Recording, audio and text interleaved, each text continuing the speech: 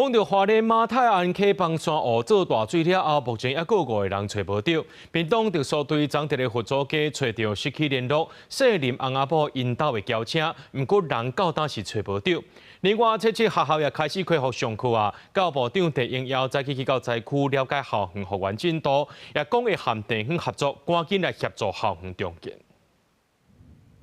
家属徛伫土溪边啊等待，希望会当有好的消息。马太安溪水头帮山湖溢流了后，造成花莲光复乡灾害惨重，目前有5个人失联，其中一对姓林翁仔某9月23日到佛祖街附近工寮整理物件，事后下落不明。在第2摆去救援光复的便当特殊大队，伫佛祖街挖到失联姓林翁仔某的车，离案发前位伫800公尺以外。空拍及水域分析，在下方约800至1公里处。树林中发现车辆，希望叔叔婶婶能够赶快出现，让我们带他回家。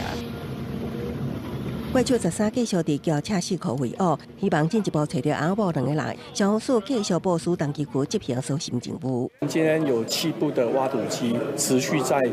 现场做搜寻的一个任务。学生结束年假，陆续返校，除了继续搜寻失联者，光复当地各级学校早起起，陆续恢复实体上课。13教部长陈英耀去灾区了解校园复原进度，看到河土沙坑一大半的校园渐渐恢复，伊表示会甲地方合作，全力协助重建。有大概提了9000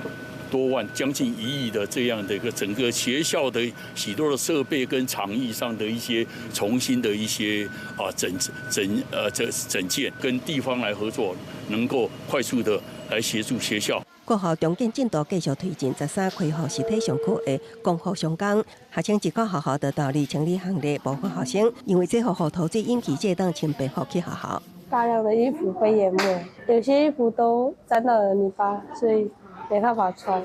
虽然家园受灾严重，也毋过会当回去学校，互学生真欢喜。面对断课延后加升学压力，学校也甲老师达成共识，以多元评量方式计分，搭配第8节假日甚至寒暑假补课来确保学生学习无中断。公视新闻采访报道。